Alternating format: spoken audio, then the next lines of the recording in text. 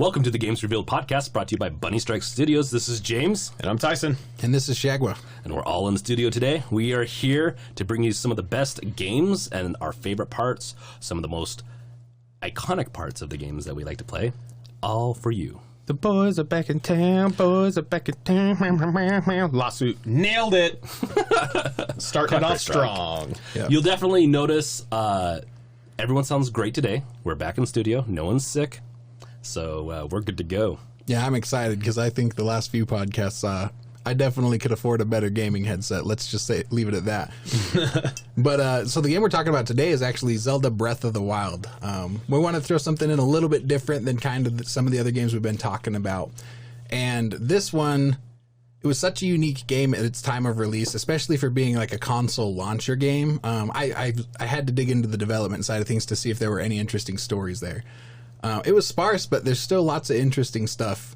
So one of the things that I actually noticed right off the bat was in a little documentary that Nintendo put out prior to the release of the game, they had some of the developers talking about it. They also they had mentioned that there's a 2D prototype that they created first to kind of get an idea for the story they wanted to tell and what they wanted to do. The whole time, the theme being to break Zelda conventions. They wanted to make this still feel like a Zelda, but to lose a lot of that traditional stuff that we have come to just expect all the time. And they nailed that, I'll say that much. It's very different. It definitely feels like which is good. It was starting to, feel stale a little bit, and it really needed that. And it's true, like you guys say, it's very different, but what surprises me the most is how it feels so different and yet is so reminiscent of the very first one without the sliding screens. It's definitely a breath of fresh air. Oh my gosh. It really is. They really killed it. You're going to hear some... Devs totally planned that shit. They're like, yeah. If you hear the sound of a noose, that's totally me. The sound of a noose. But yeah, so one of the things that came from this, it actually was a good move on their part to use this kind of 2D old school style development with sprites that they already had from older games. Because as they were playing through it, they were realizing how one of the things that was fun in the past is how you could interact with the world. And that started to kind of raise the inspiration and the question for, like, how do we make more of that? How do we make the world matter a lot more to what the player is doing or things that are in the world? Why are they there? Why does it matter that they're there? And that's where we get a lot of the cool stuff. Like, I'm sure everyone knows the myriad of cool ways that you can kill enemies without having to use your weapons at all. Push boulders off a cliff, grab a magnetic thing and bash them over the skull with it. If you're wearing metal armor or have a metal sword out and it starts to rain, you'll get struck by lightning, which also means, by the way, that you can huck your sword into the middle of a group of enemies and a lightning strike will come down and just wreck those fools. And that is all from this 2D... also, it's from the developers' great, amazing brains, but it's from this 2D prototype where they sat there and were like, dude, we could do more with this. And they did want to make this a bigger game than any previous Zelda. So I thought that was really interesting. Oh, it's also where we get the glider. And the reason I say the glider is part of the world is because there's so many things, like if you start fires, it'll create an updraft. There's areas that are more... windy than other areas, so it makes the glider even more interesting than I think it was initially planned to be. It would be really interesting to see what that gameplay would be like playing on that 2D prototype. I wonder if that's something that they'll ever release for us or something. But I really wonder what gave them that inspiration, or where they were able to get such an odd game compared to the other Zeldas. Like, it really does feel different. Yeah, especially seeing like how much bigger they made the game than what was even possible with a 2D. I found that to be like a really interesting approach to game design. And like how 2D gave them a glider, like... Well, I don't know that it directly gave them the glider, but it was that inspiration for making the world matter and also keeping the world interesting to be in. So another interesting thing too was where they decided to draw their inspiration for the world design, the temple designs, and things like that.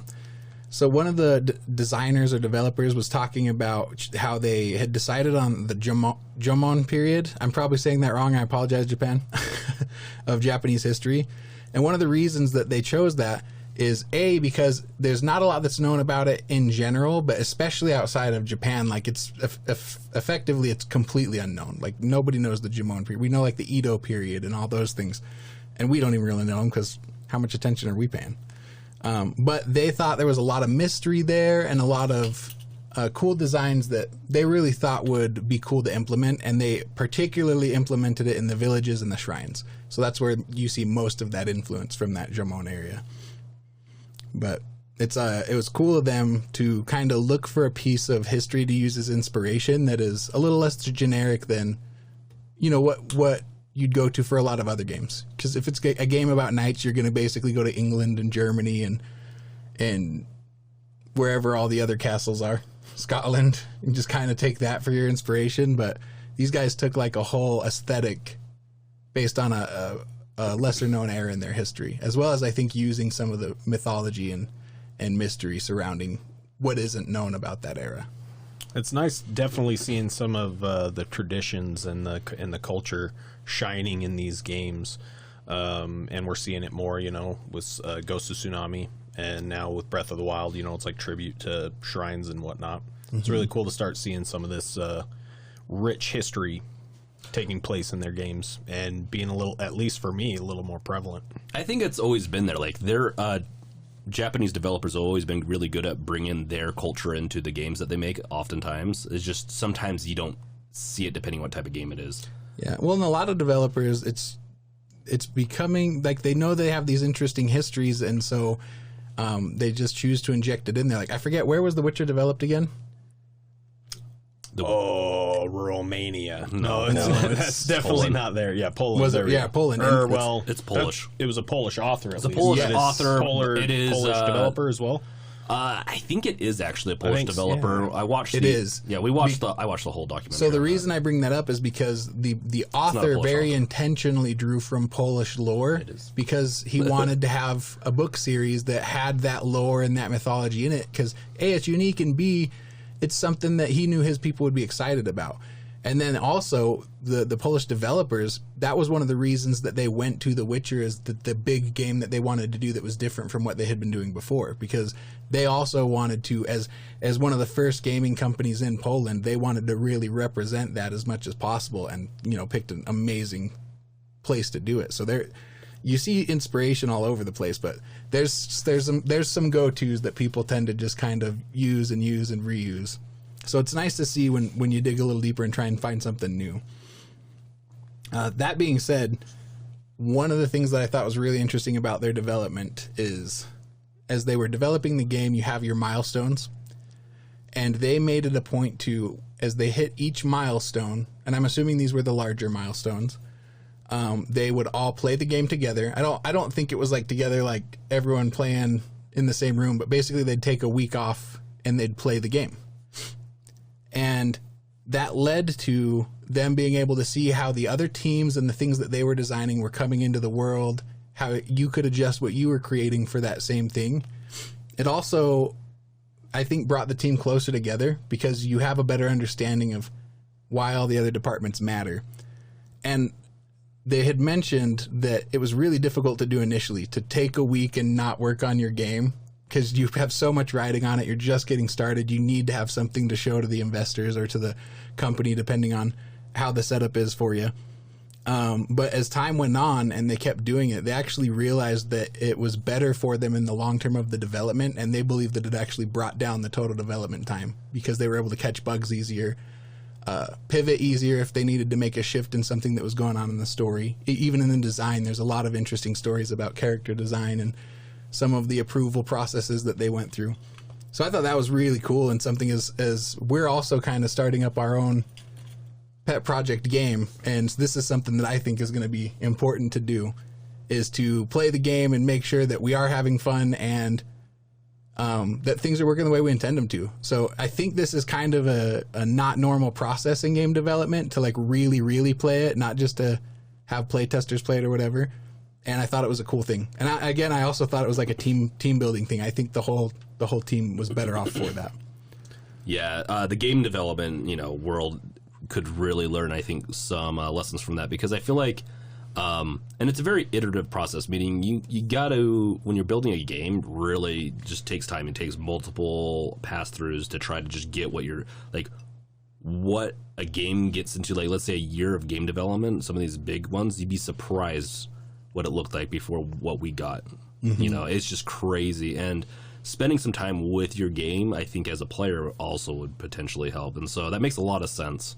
I think it's pretty cool that they took that initiative to try and have a different workflow, especially while trying to play something or make something as badass and different and successful as this. So not only did they nail it, sounds like they nailed their workflows as well. Yeah. And led to a balance. You know, happy balance in the game, happy balance in life. Nintendo's a large corporation too, so that was another kind of really interesting aspect of it, is to have a corporation allow that, to even consider that, like, really surprising and good on them for being open-minded to it.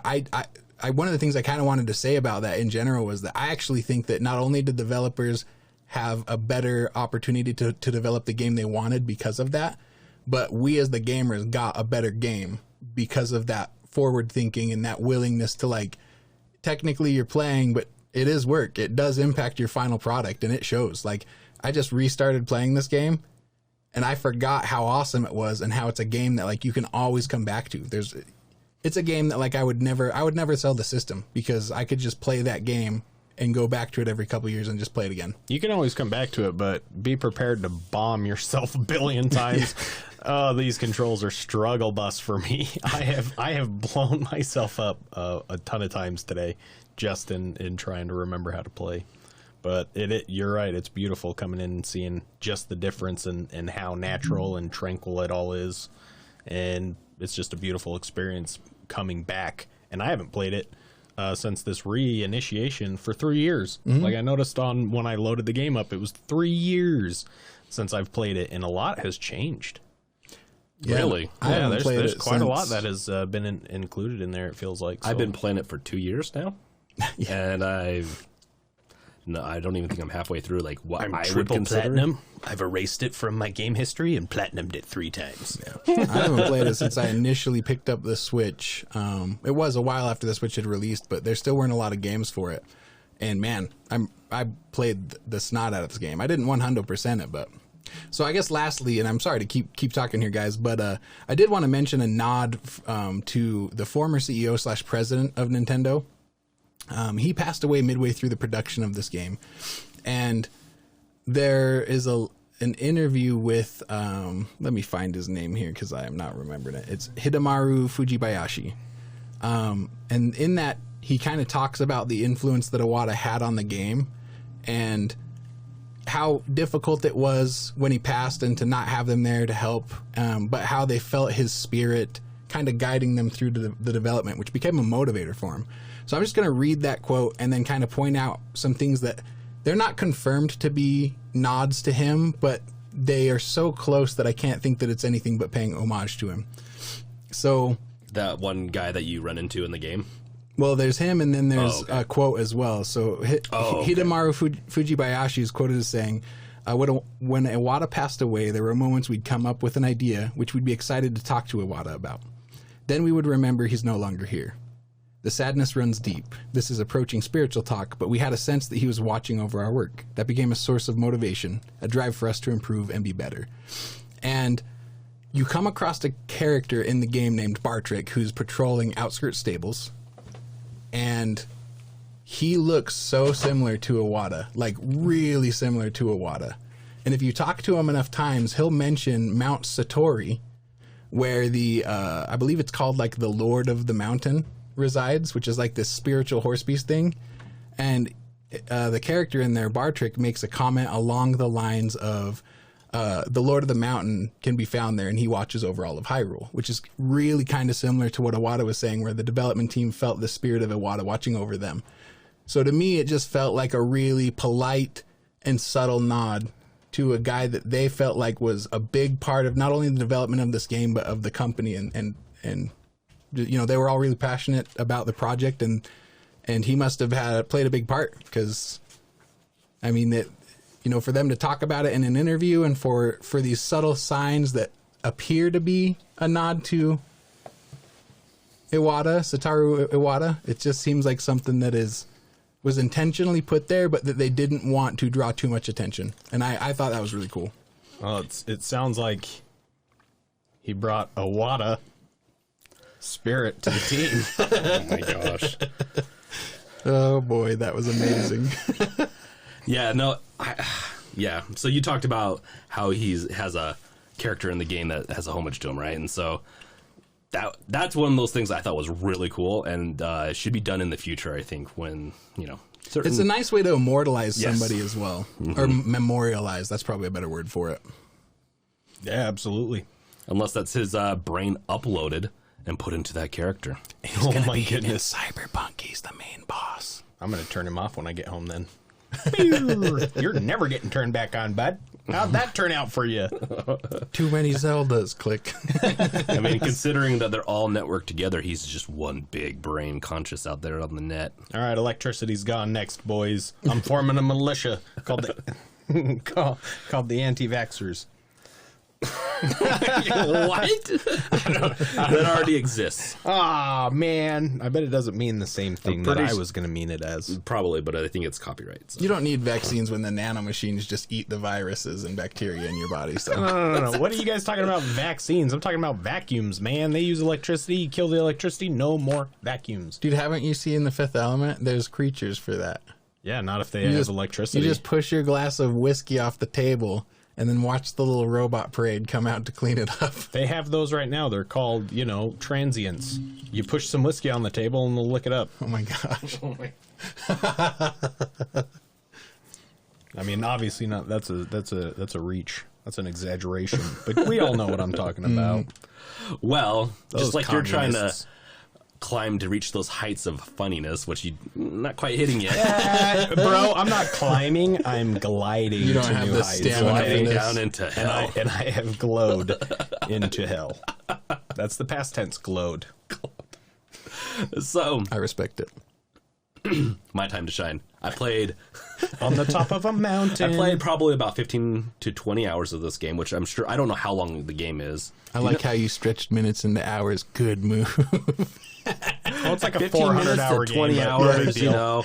a couple of minutes or hours, give or take. How long is this game actually? That might help me. I'm gonna look that up, but Dude. keep going. Okay, so the number one thing I've done in this game, and who knows, I could have spent 40 hours. I don't know, because I climb everything, and this is one of those games where, like other open world games, I'll get distracted, but I have missions, and missions are very important for me, because if I don't have a real mission to really accomplish besides go defeat Ganon, that's kind of what this game is. It's just one of the first things you do is just, missions you get, I think, is to defeat Ganon, right? And you're not supposed to, but I think it's your mission. 50 hours in the main story. And so then I must have played like 30 then. Because And they were all climbing. they He's still not out of the first area. No, I'm out of the first area, kind of. I've been in like a bunch of different areas, and that's the thing too with this game. I still don't fully know where I'm at. I mean, right now I do. I'm in the desert area, and I've spent, I swear, like 10 hours in there so far. But You got a horse with no name in that desert? no, I lost the horse a while Second ago, and I haven't lawsuit. got another one. I got really tired of the horse. Too far to hear. Then we'll get into that consumables, because the horse is everything's a consumable. I use that horse to death. Literally. And I wish I could have made something from it, like a stew or something, but it doesn't let you. Yeah, you could have made bigger saddlebags out of one horse. Oh my gosh. Imagine the saddlebags you could make out of This one is horse. my last horse. You better behave, because it's going on you. If you don't want to be one of these. You want to turn into the glue that holds together my next saddlebag? Yeah, if you're up in the frozen areas and that cold is killing you, you're telling me I can't eat my horse to just live a little bit longer? Yeah. There's nothing controversial about eating horses. That horse has a lot of meat on it. I feel like this game is one of those ones they almost went that way, too. You're in the desert. It's a dust bowl. People ate horses in the dust bowl. You can do it. So, So how are you climbing in the desert? That's my question. Yeah, what are you climbing in? Well, I guess there's the cliffs. desert has desert cliffs, desert mountains. I'm in the desert now, but when you first start out, you're kind of in greener areas. I went and I tried to find shrines. That's like my number one goal in that game, was to just find shrines. I'm Yeah, those are fun. pretty sure I found about a third of them so far. So I'm not, not amazing at it, but I try. And just climbing. I'll climb something until I fatigue and die, or I've climbed the weirdest shit in this game that I have ever like expected to climb in a game period. So that's I've the part. climbed the under branches of trees, like underneath the branch. You can climb that. It's easier than walking on top of them. Just climb it to the end. It's so weird, and the harsh environments make it harder too, because like in the desert, and this is one of the parts of the game where I get why they did it, but I feel like everything they did to make that game hard was like a spit in my face, because I'm not good at it. Like surviving in the desert, it's like you need fruit. I'm like, I don't want to go back to, or like some type of stuff, consumables. I'm like, but what if I go out there exploring and then my consumables run out and I die? I think there's fast travel though, so Yeah.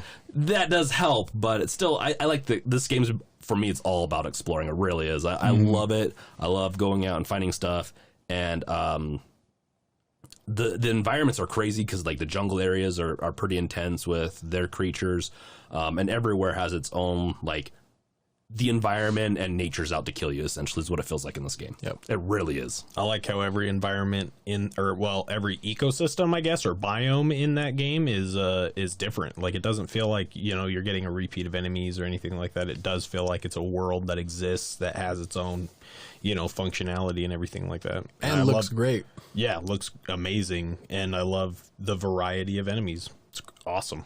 I like that the enemies in this Zelda have charm. Like, I kind of like the Hoblikins or whatever they're called, and the lizard guys. I just like that there's a little more personality than there has been in older Zelda games. Hobokins. I feel like it's the art style too that helps with that. The art style between that and some animations really help them just feel very alive. Yeah. Yeah, but it really does. It was a really odd thing to have everything be consumable. And that's like everything from food to weapons to literally everything. So it was quite a jump to get used to playing Breath of the Wild and having not played a lot of the Zeldas lately. So coming from basically Ocarina of Time and then having everything just be so consumable. But one thing... Oh, sorry, James, did you have a... You were about to say something. That was my topic, you son of a bitch. What? So, everything is consumable, and that's one of the...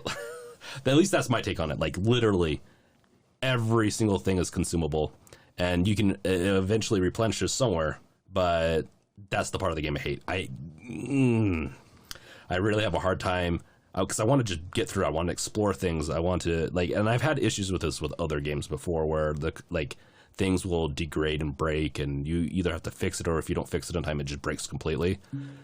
This game frustrates me because it doesn't give me that easy out with like a repair tool or something like that. Like with unless I'm missing something, which this game is very vast and I could be missing something. But like the horses, I've given up on horses for a long time because I got tired of the horse dying. And then I got or being out of reach of your whistle. That too. I think that might be it. It's realistic, but at the same time, what about that game's realistic? Give me my damn horse.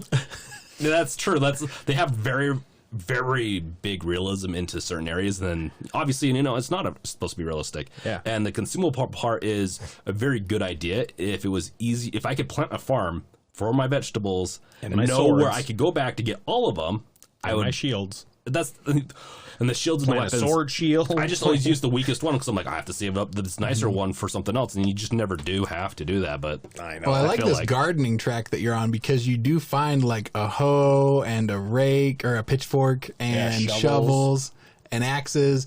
Dude, if they added a patch in where you could kind of have like a mini like Farmville or Stardew Valley, Oh my where you could grow goodness. like your bananas and your durians. Oh, that's some actually- next level, Well, dude. we got a I mean, you 20 get a house. We got a $20 DLC pack coming in about 4 months, boys. I'll pay for it. I'd totally dig that because it's love just it. the consumables, not being able to control the consumables well enough makes it so I don't use them. And that because I'm very much once it starts to run out, then I'm like I'd rather die than use this. That's just how I am because I'm always expecting the worst at one point. And if I don't think that's the worst, even if I'm dying, I won't consume it. And so, but with the consumables that I've noticed, like there's the is it durian or is it like palm fruit or something like that you can put a bunch of them together and make like this recipe to where you can pretty much have like it gives you like 25 hearts or something like that plus I think it's the durians. Yeah, and so I think bananas do similar as well, but durians do it better. So then it's durians where you add 5 together in a pot, and it will, and like if you even at the beginning with like 3 hearts, you'll get like 30 hearts, and it is saved my butt. That is definitely a recipe that I recommend people to. That's the number one to use. Durians, disgusting in real life, great in Zelda. It's your best friend. Forget that Tyson ever said that durians are the bomb. I mean, I've had them, so they're disgusting. Disgusting. Now, tell me this, because we know during, well, at least I found this out recently, apparently cooking during the blood moon increases the benefits, or gives like some type of secret benefit. I'm not 100% sure on that, but pretty badass, because I didn't know that shit. I've been making gobbledygook that is mystery food forever, and I could have been making awesome badass gobbledygook mystery food during the blood moon. Blood moon goop. Blood moon goop. So imagine, what would that 5 durian combination do during a blood moon? I don't know, maybe add extra stat or a couple more hearts. I know it boosts just typically whatever the thing does, it boosts it. But I don't know if like in some cases it adds like an extra effect or anything like that. I feel like that's going to kill Ganondorf just right there. Somebody needs to make that during a blood moon, and you just beat the game. It's like, oh, Ganondorf's dead. Well, some people are of the opinion that if Triforce Ganon piece. ate a durian in real life, it would just die from that. Yeah, because it's disgusting. The blood moon sounds so magical. It sounds. I wonder if it's made of meat. Blood moons. Oh my gosh! So there is a brother and moon in this. Oh my gosh!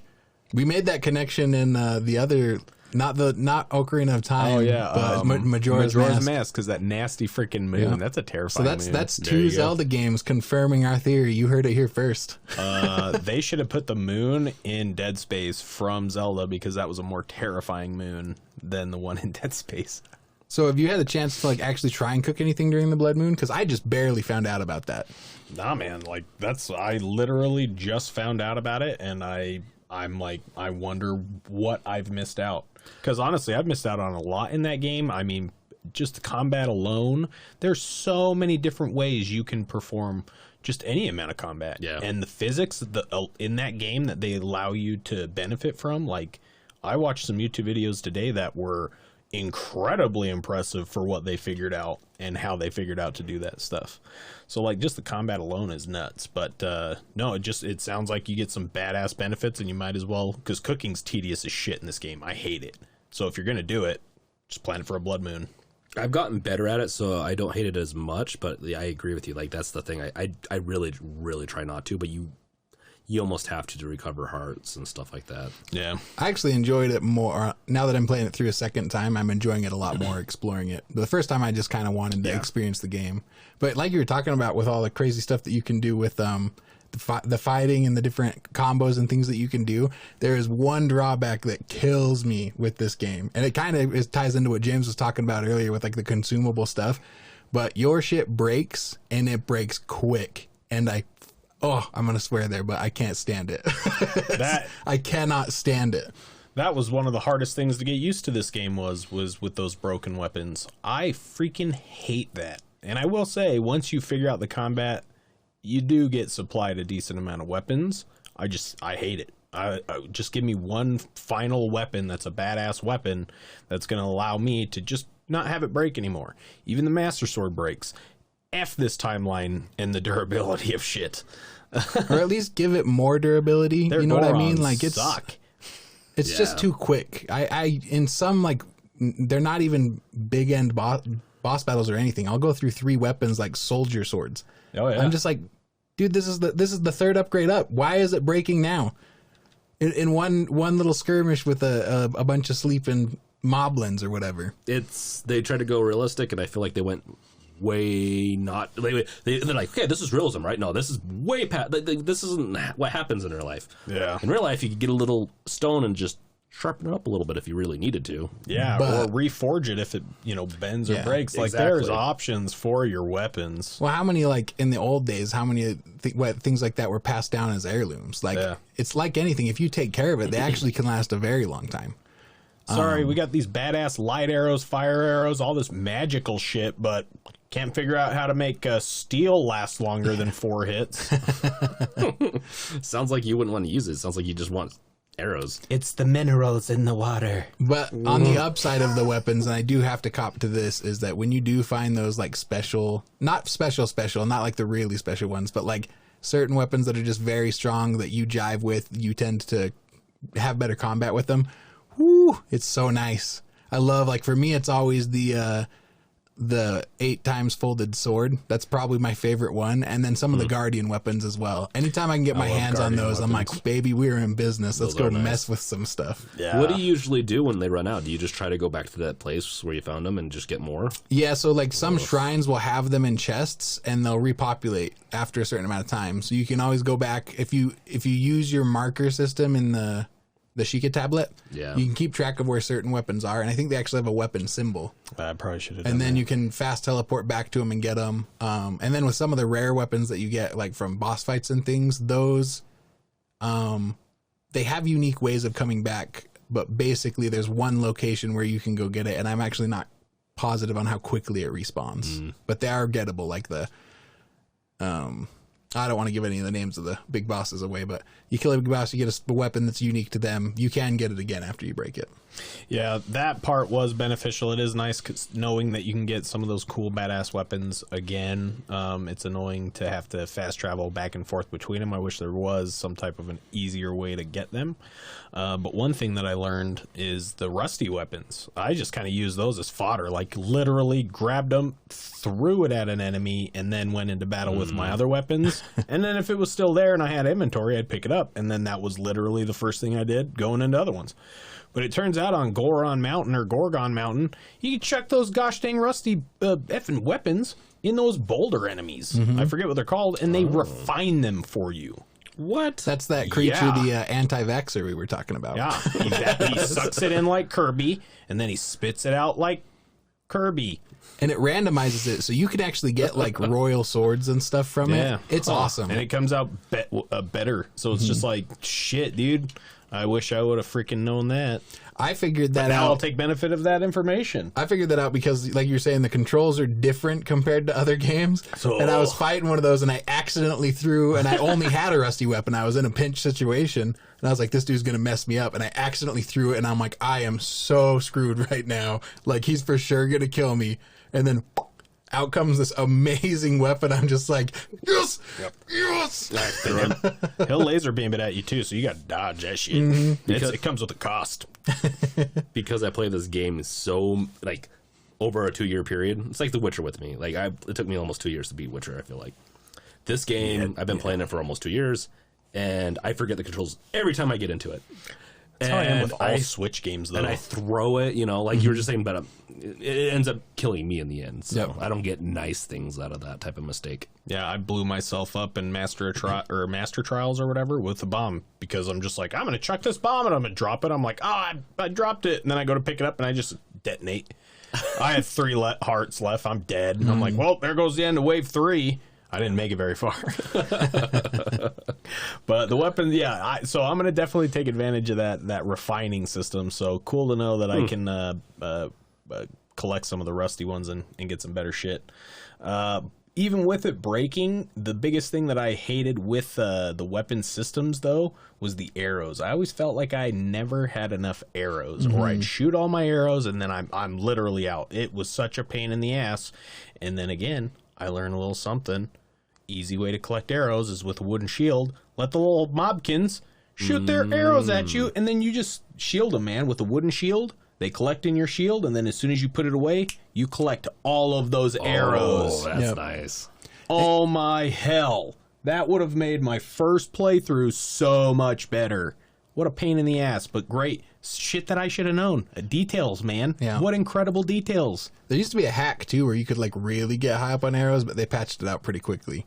But I think there's you learn little tricks as well, because Gil in this game is, they definitely did a different thing with it. It's a lot less important, and you don't need it for most things. Like, certain special pieces of food, any new armor you want to get that's not collectible in the world.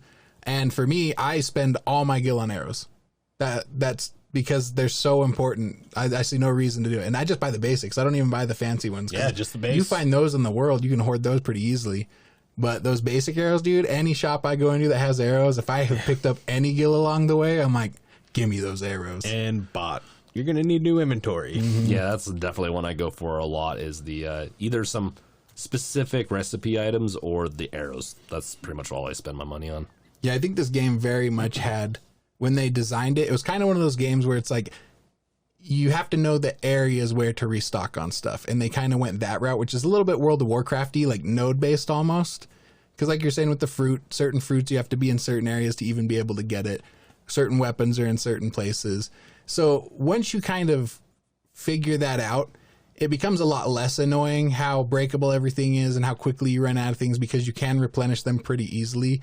But it means you have to sit there and catalog all that. And for some people like me, I'm indifferent on it, but it's not a super fun way for me to do things. I like things to just be more, I don't know, not taking away from what I'm trying to do in the game, to not have to stop what I'm doing and go harvest so that I can go progress again. I like systems that are a little more along the way, I guess is the best way to say it. Yeah, no, I totally agree with that. I totally agree. You know who else agrees? And where you can get some of the best items in the world, but that aren't arrows, but, you know, equivalent. If you've got the rupees. If you've got the rupees, listen to our sponsor coming up next. And we're back from that horribleness. Yeah, no, I'm just kidding. Tyson was over here trying to be the great fairy, just putting his hand out like, let me hold $1, man. Let me hold $1. Give me your money. I'm your baby mama. So we're back, and we're on to one of the topic. Like, this is one of the things they kind of talked about earlier. Where this is one of the things I do. I got the directive that I need to find shrines, and that's pretty much all I spent most of my time doing is finding shrines because I'm okay at it. And so, and the puzzles were fun. Like, it was actually worth going to do. The shrines are really fun, but very, very frustrating for me at times. Sometimes, yeah.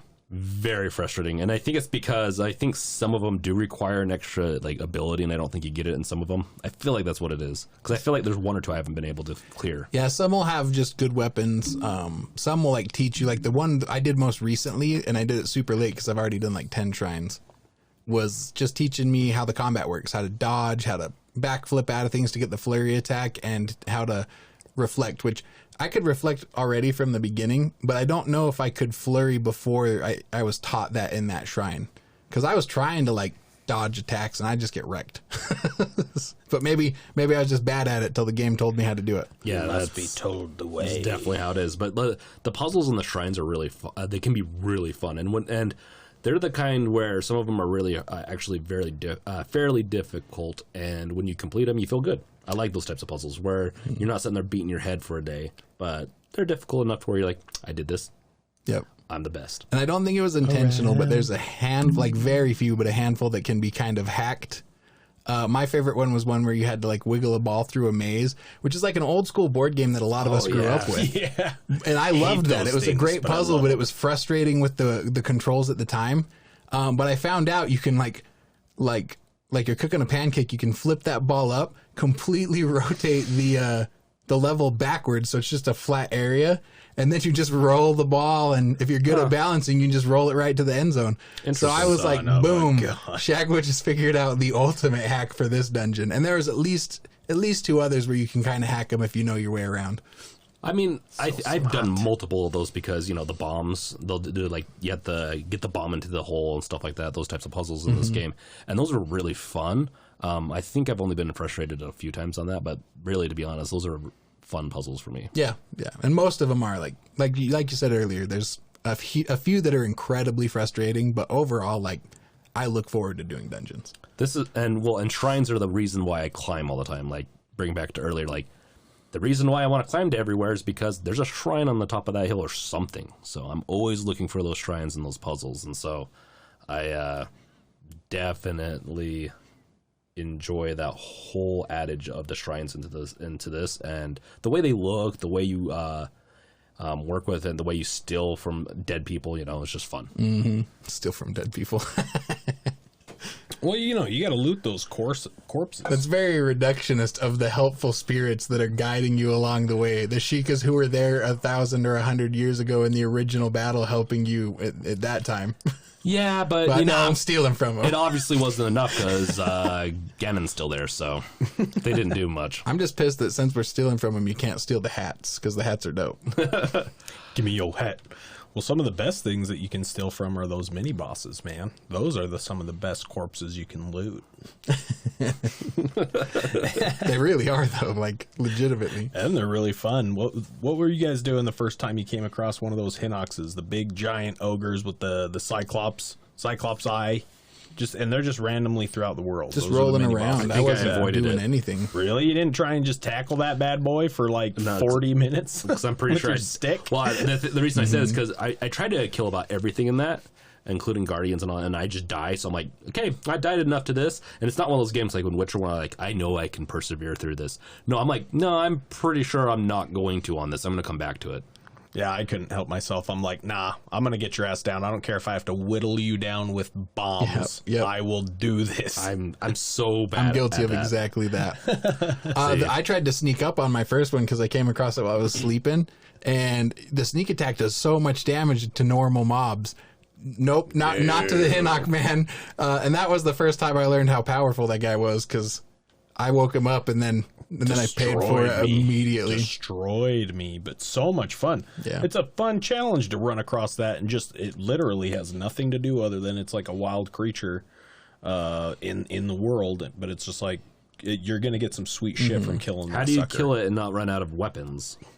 He has a bunch you of gotta dank get good, weapons dude, around yeah. his neck, Okay. so you refill after you take him down. Yeah, Well, so yeah, it but- definitely replenishes you, and he gives you a nice one. But it's I'm like not if you saying don't that. have it going in, it's really not worth it. It's Yeah. like if you don't have an efficient way to kill his ass, but you got to take advantage of its weak spots. I mean, you have unlimited Yeah. bombs. You just have to get real good at circling around. Because when that all you do happened to is me, drop it. yeah, Run. when Drop I it, got run. smashed that first think time, I've I done was that, like, yeah. it's on. And like Tyson said, like when you're low level and not many hearts, you can't get hit at all. So you're at least in for 40 minutes, hour and a half, till you just whittle him down. It feels so good doing it. I would even go to shops or go around the world and restock on stuff and build food, and then come back to it and be like, all right, now I'm ready for you. Let's go. Okay, so it was a while ago when I last defeated him. Yes, no, I do whittle him down. I know what we're talking about now. Oh, real cool. He was thinking had we're a- talking about Ganondorf. We're just talking about a Hinox.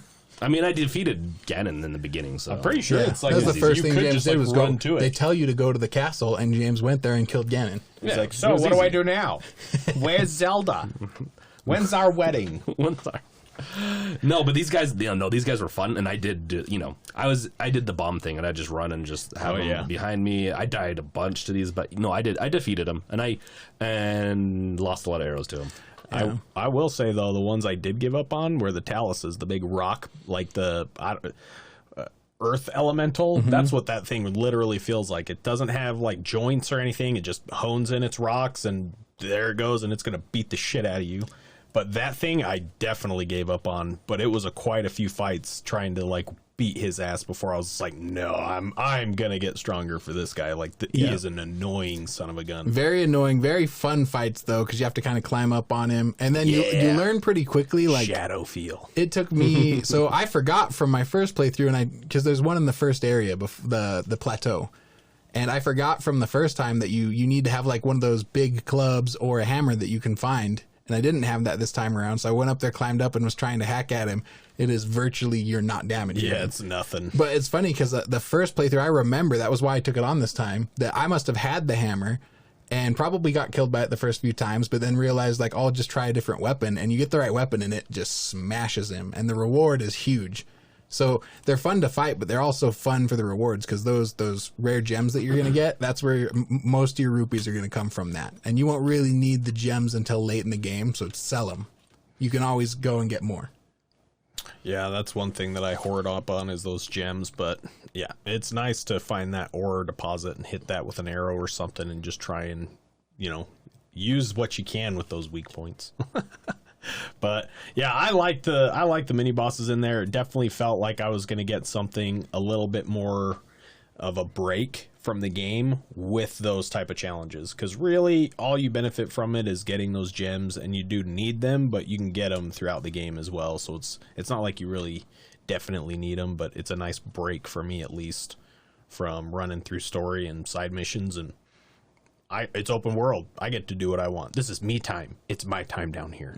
And I think the reason I had to take them on so much because they were near that durian fruit that I was trying to get. Because that stuff's very precious to me. Shit. Because it has helped me so much. I need to go back there, and I'm probably have to go and defeat them again, right? Because do they respawn like every blood moon, or is that just guardians? Oh, they might respawn. I don't know. I know guardians respawn. They every do. I blood think moon. it takes them longer, but I think everything respawns on blood moons. Oh, okay. Yeah, okay. Which is it's a very weird concept that everything kind of respawns, which brings back the whole consumable thing, which at least it comes back. At least it comes back. Feels a little Majora Masky. And see, this is I know this is a little late into it, but I've only beat one other Zelda, and technically I think I've only played one other Zelda. No, I've beaten the original, but I don't remember anything about that. Yeah, I've played quite a few. I've only beaten one. Ocarina of Time, and I beat that 1 billion times Because it's your favorite. I love it. Yeah, so, I mean, with the mini bosses, then you have the big bosses almost. Like, they're not really bosses. They're the the Guardians were originally created to actually defeat Ganon. And then he brainwashed him. Exactly. So he corrupted them somehow. And then the 4 divine beasts were also corrupted, but they were originally meant to defeat Ganon. And I think they originally did, when we get into that point, defeated like the reincarnated state of Ganon. But in this version, he has a split off of his power, or whatever, controlling all 4 of them. And I haven't beaten one yet, but that's the part where I'm at, is trying to take down the one in the desert, which I might come back to it because you can just teleport to it. And I already did everything to get to fighting that piece of Ganon. And it is very hard to battle, so I might go back and go get some more consumables and stuff like that. But it's very interesting. It feels very much like Shadow of the Colossus kind of feel when you're climbing on top of this big creature that's walking or mechanical. I don't know. It's not a creature, mechanical creature that's walking around the desert. And it felt so much like Shadow of the Colossus, and that they took kind of a piece from that. And I've had fun with that one. I need to go and try out some of the other divine beasts, but good times. Yeah, I have not gotten all the way through them. I think I've actually beat the desert one, but I've not beat this game. It's taken me 3 years to beat this game, and I have not beat it yet. How many hours have you put into it? A lot. I mean, if hours sunk into a game equals beating it, I've beat that game probably like 5 times. But this game is right up that same alley of The Witcher for Tyson, where he is going to be off and exploring and collecting and gathering, and bosses be damned, he'll get there when he gets there. Hey, Skyrim came out for the Switch, and I was like, my dream has come true, and I finally beat Skyrim with Skyrim on the Switch. Really? So it's all about mobility with those type of games for me. I get going from toilet to toilet. I like having the portability. I get so invested, I beat it. Like Witcher 3, I pretty much completed everything except for, we all know the one part I haven't beaten. Skellige. Yeah, exactly. Everyone's heard it like 10 times now on this podcast, and it's the part that's boring. It's so boring. Just getting the question marks is boring. I feel like Skellige has great like story stuff. But it's when you get going on those question marks, it's like F this. Because it's all pirate loot, that stuff that because I've beaten all the DLC. I've beaten everything, and I went back and I'm like, it's not even good money. I can go back to the DLC areas and get better loot. Yeah, money. I've got money. I don't need that shit. That's in those enough. Witcher 3, you need so much money to build out your armor sets. I completed one armor set, and I collected pretty much everything to sell it. Like, that is a game that, like, really needs more money in it. Let me teach you the ways, my young man. And I don't use any cheating or glitches. I am just a looting fool. I am too. I just don't think you've bought enough armor. So I've got all of the armor sets, and they are all master. I should probably weigh in on all, man. Divine Beasts, because I did beat the game, and I've fought all 4 of the Divine Beasts, and they are all awesome fights. I will say I was very annoyed by one in the initial part of figuring it out. I think it's the desert one, actually. where it has the circles. Yes, I hated that freaking place. Once you started to figure it out, then it became fine. But it takes so long to get that first, like, how do I solve this? And that wasn't even the first one I fought. I kind of knew how these puzzles went from fighting the other ones. I think the bird was the last one I fought. But it was just, oh man, like frustration levels were high. But I also liked that. So it's like the classic Zelda dungeon puzzle.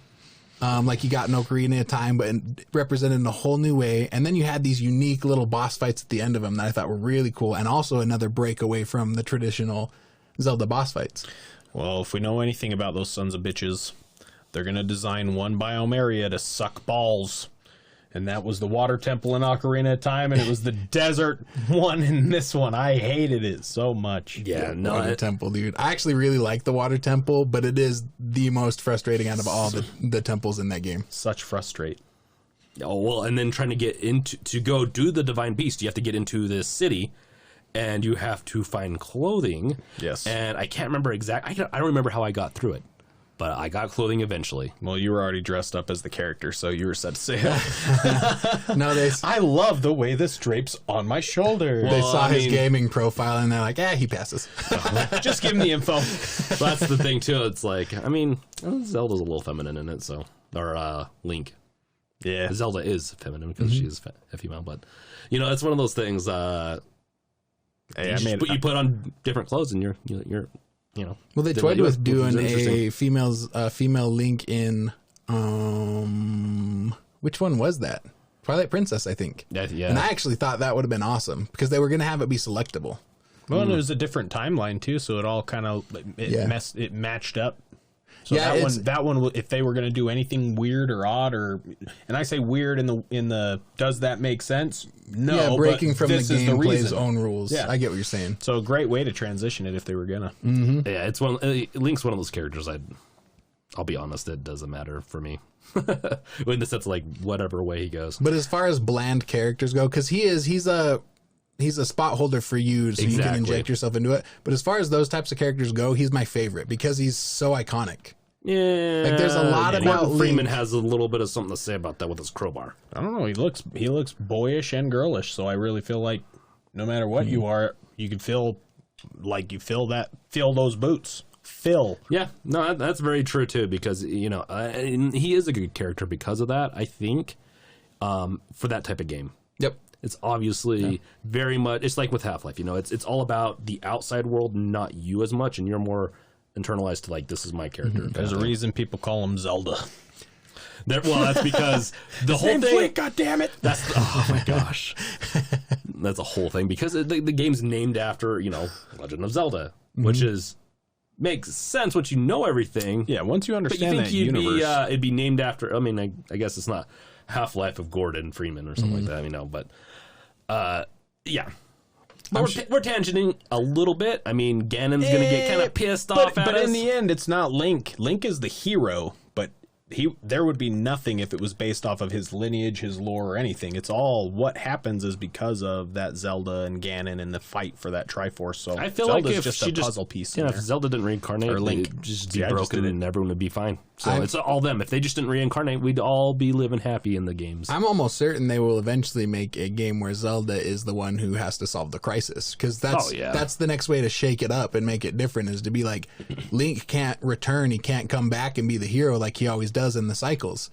So now it's up to Zelda to go through and solve all the problems. There's no question in my mind that down the line that game's coming in. I'm just surprised it hasn't come before now. Agreed. Yeah, honestly, it needs to, for sure. Let me finally be Zelda. I've always wanted to be a princess. I mean, you can be a princess in some of the Mario games. Money, please. Oh my gosh. I love that so much. That's my princess animal. Princess animal. Spirit animal? That's my princess animal. Money, please. She is my princess me. Mm-hmm. I could see it. Great actress. I can't remember her name off the top of my head, but I love her in everything she's in. Yeah, she's pretty great. She voices a dog Parks in some Pixar show, and she's awesome in that too. Like, even as a voice actor, I'm just like... Yeah. No, she does awesome. Great shout out to you, actress of name we don't know. But if you ever hear this, we love you. In a fine, not stalkerish way, you do a great job. Money, please, though.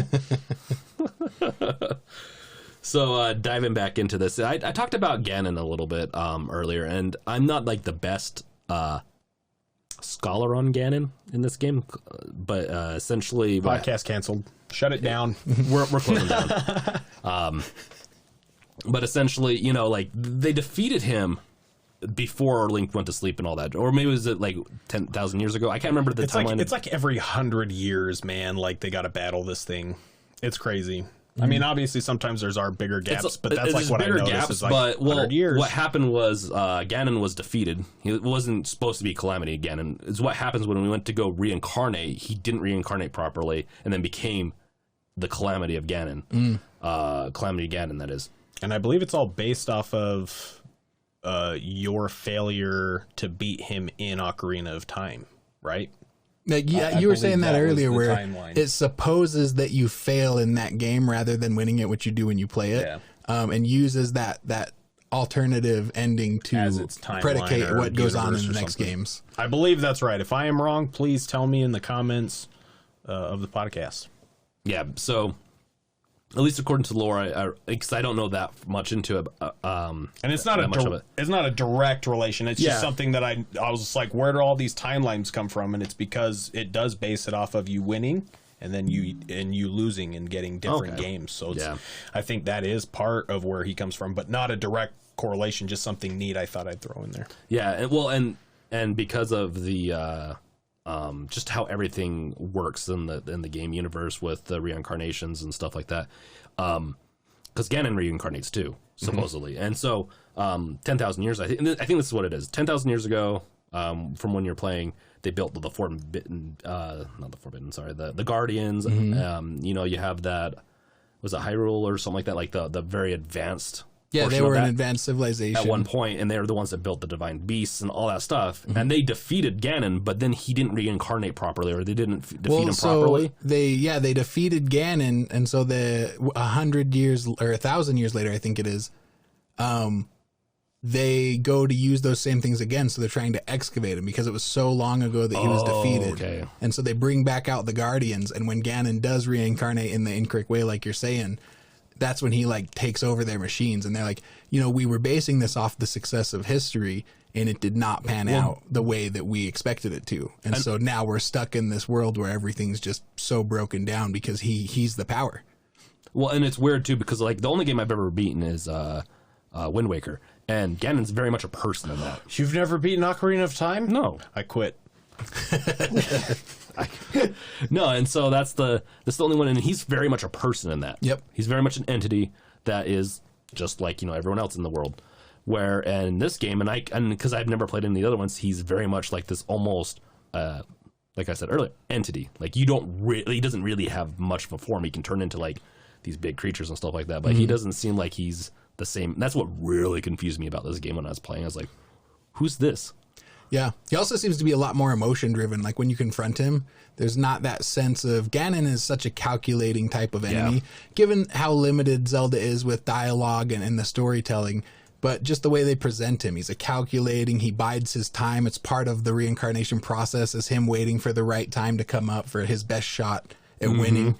But in this, you get like the emotion of it. Like, and that must play into what you're saying. I don't quite understand fully what you mean by reincarnating incorrectly, but also I've looked into the Zelda timeline and immediately noped out of there because no, he just didn't reincarnate properly, and it was broken, and then he turned into this, which is much worse. And and I think it was because the people back 10,000 years ago, and that was a big mistake, because I feel like Calamity Ganon's like beast mode Ganon. Well, it's like, isn't this the first time that you see Hyrule like destroyed? The Temple of Time is in shambles. So they really do project exactly what you're saying, which is that like Ganon has been able to affect our world like never before. He's a and force it took Link now. 100 years because he was critically wounded, didn't die, but was critically wounded.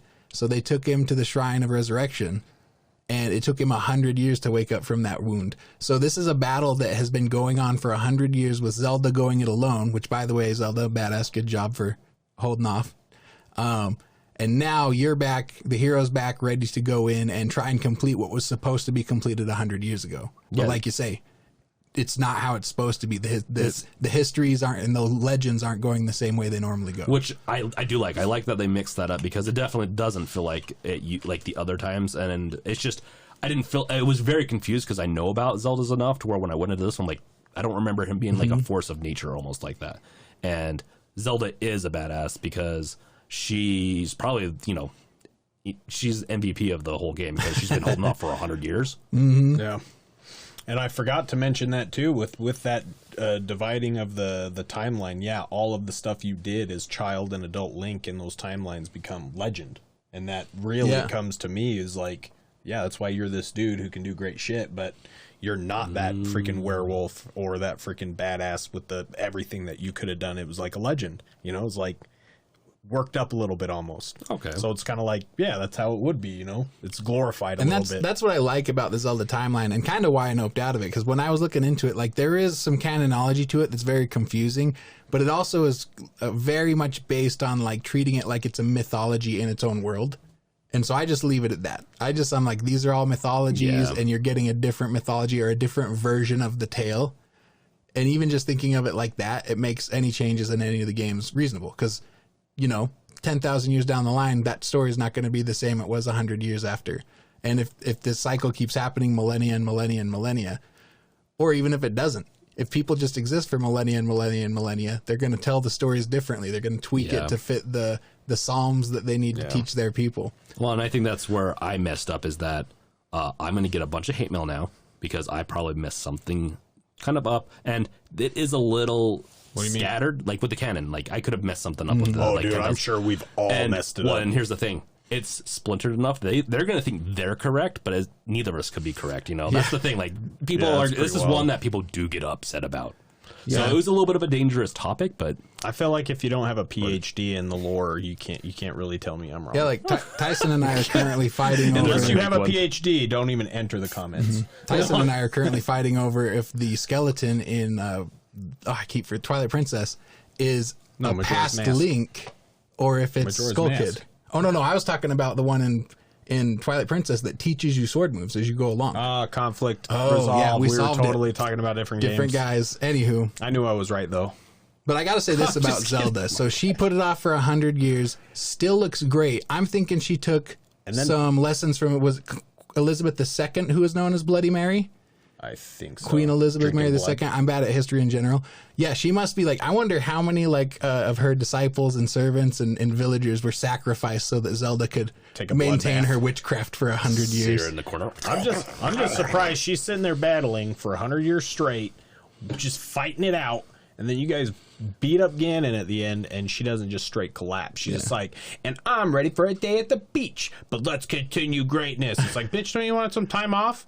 How about a vacation or something? You gotta be tired. Nobody in Hitaro Village decided to try and throw her in a river to see if she was a witch or not? Like, what gives, guys? She'd have floated. Investigate that. 100 years? It's a pond.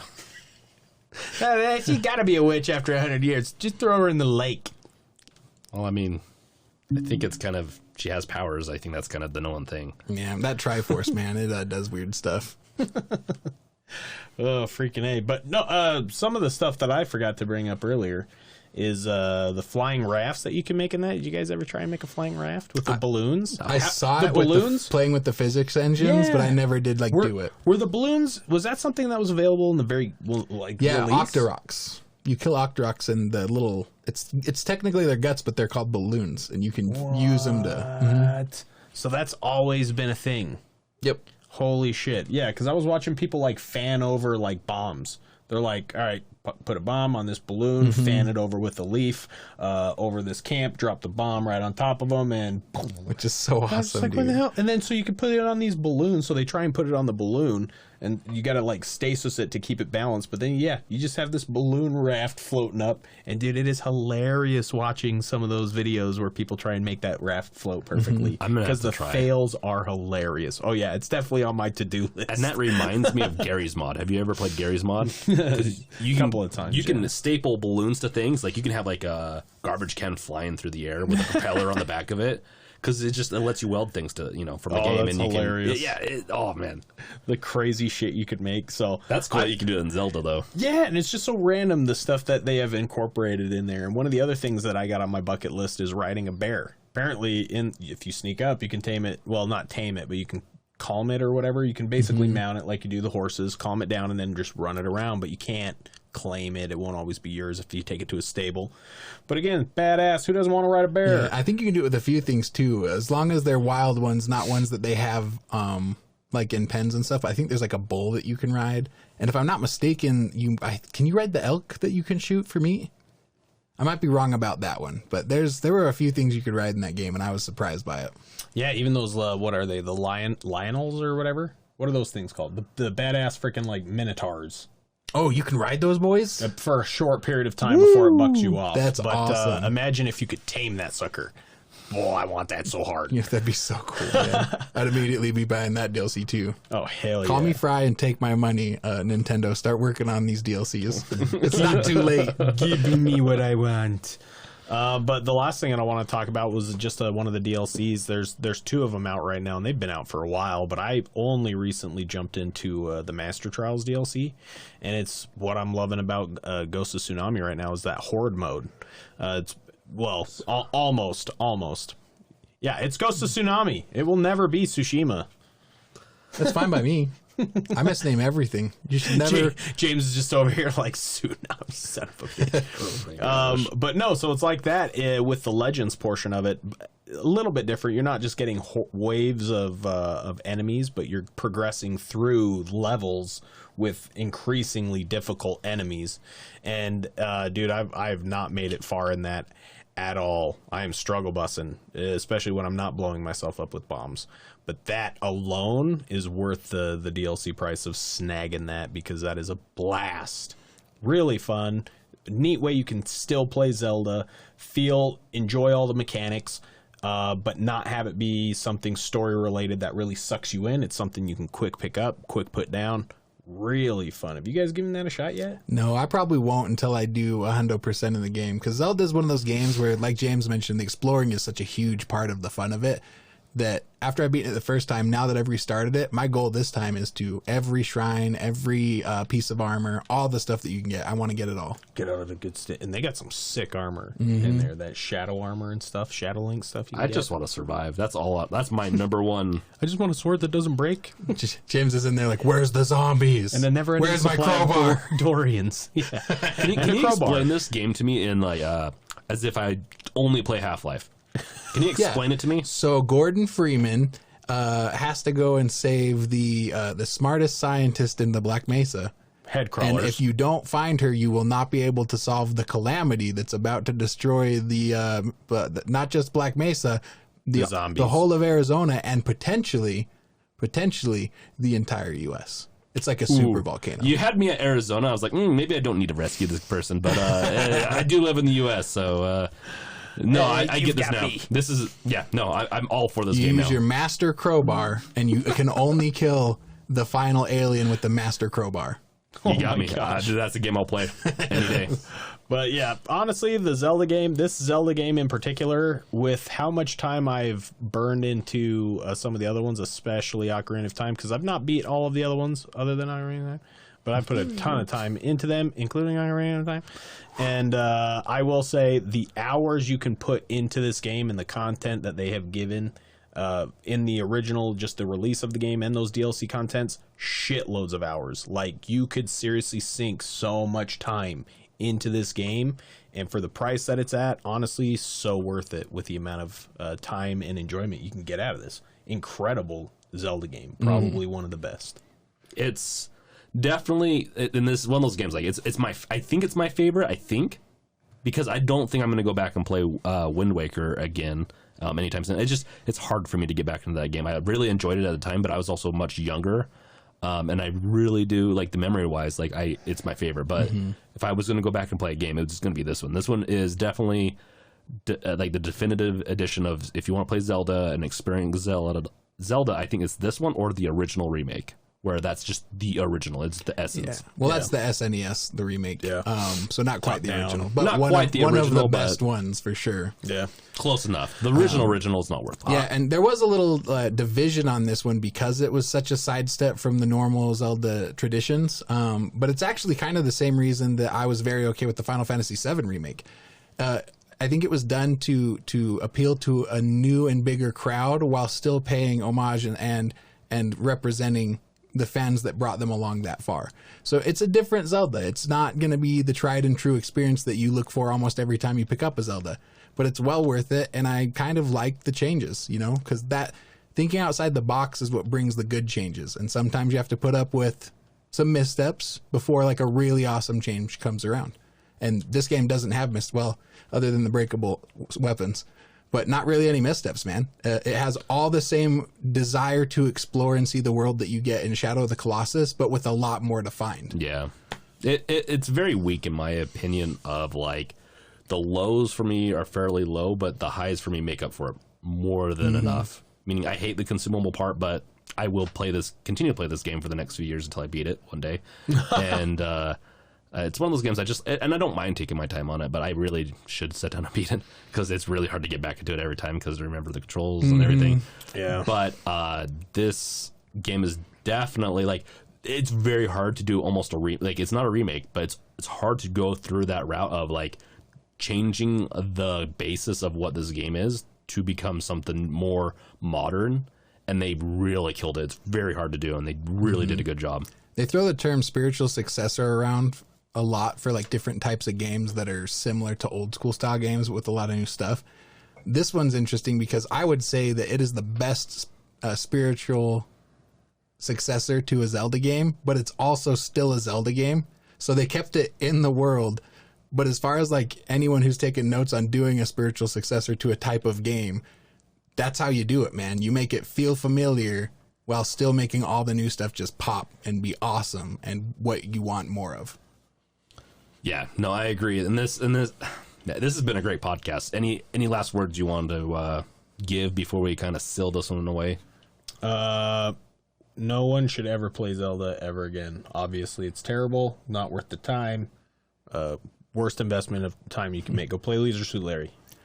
And I'd say get good before you try and encounter the Yiga for the first time, because those first couple are they're butt kickers. And also know what you're getting into this game. If you get frustrated with games easily, then I hate to say it, but maybe use a walkthrough guide. Yeah, utilize the internet to make your life Even just if it's a little just bit better. and even if it's just to solve one portion of it, because I could see a lot of people getting frustrated. But then again, it's the top selling game. Like, and that's another interesting thing.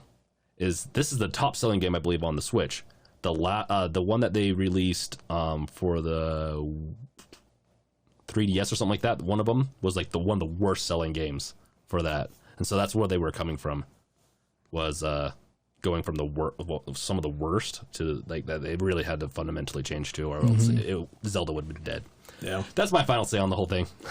Everything that they did was I'm sure it was a risk, and I'm sure they had people breathing over their necks, but they nailed it. They freaking pulled that change off from coming to some from some lower quality games to that.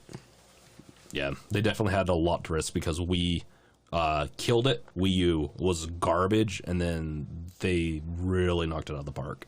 Mm-hmm. With the Switch and Breath of the Wild. Yeah, with both of them. Now give us Ocarina of Time on the Switch, you bastards! Legitimately, all of them. Give us all of them on the Switch. Given it with so many other versions. times. Give us freaking it for the Switch, the best console. And you could call it the Master Collection. That'd be a great way to send out the console when they move on to their the next generation, by the way, because you get a nice big sales push at the end for the Switch console by saying, as our goodbye before we move on to the next generation, here's all of the Zeldas. Yeah. Redone for the Switch. So they're optimized. They're good. Some of them might just be remasters, but some of them could be full-on remakes. And I hope they drop it all for like $30, but honestly, you could sell that collection easily for over $100. Yeah, man. Talk to people would Sony, drop get that hooked up money. with Blue Point Games, and they'll get it done right. Blue Point knows what's up when it comes to. Just kidding. I know these are in-house games for Nintendo. And this is all, this is all our intellectual property now. So, I mean, if you want to do these ideas, you have to pay us incredible sums of money, Nintendo. Obviously, we make the rules here. TM. So I think that's it until Breath of the Wild 2 comes out. Yeah. We will close it on the whole Breath of the Wild series for now. This has been a great podcast. Speaking of Breath of the Wild, no, I'm just kidding. Oh my gosh. This has been a great podcast. I'm James. I'm Tyson. And I'm Shagwa. Peace out, guys. Later. Hey, everyone. This is James here, just here to promote some awesome merch. You can check out one of our best items, which is the Bunny Bitten hat, at shop.bunnystrike.com. Or you can find a link on our website at gamesrevealed.com. You can also check out quizzes, articles, and additional podcasts there.